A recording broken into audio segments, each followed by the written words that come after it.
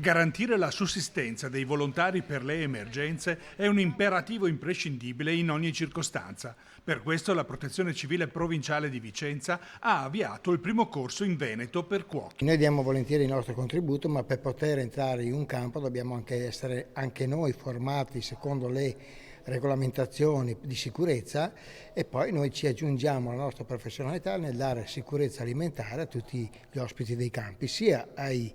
volontari di protezione civile oppure il personale di protezione civile, sia anche ai eventuali platea del pubblico che può essere stata coinvolta da un sisma. Nella gestione delle emergenze, l'immagine delle priorità porta direttamente alle azioni immediate che sono necessarie per fronteggiare le specifiche calamità. Qualsiasi azione della protezione civile, però, per essere davvero efficace, deve essere supportata da una robusta struttura logistica. La specializzazione delle competenze è quindi indispensabile. Quello di essere capaci di adattarsi a qualsiasi situazione, cioè noi arriviamo in un campo, non sappiamo né che attrezzatura troveremo e né che tipi di alimenti abbiamo a disposizione, con quello che ci viene fornito e ci viene portato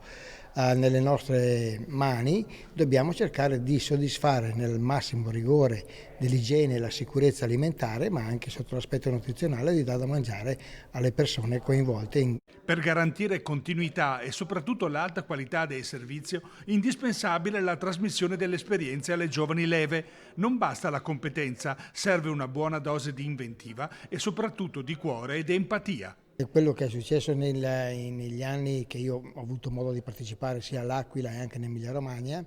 non sono stato in matrice negli ultimi periodi, sono stati altri colleghi nostri che ci dividiamo come squadre,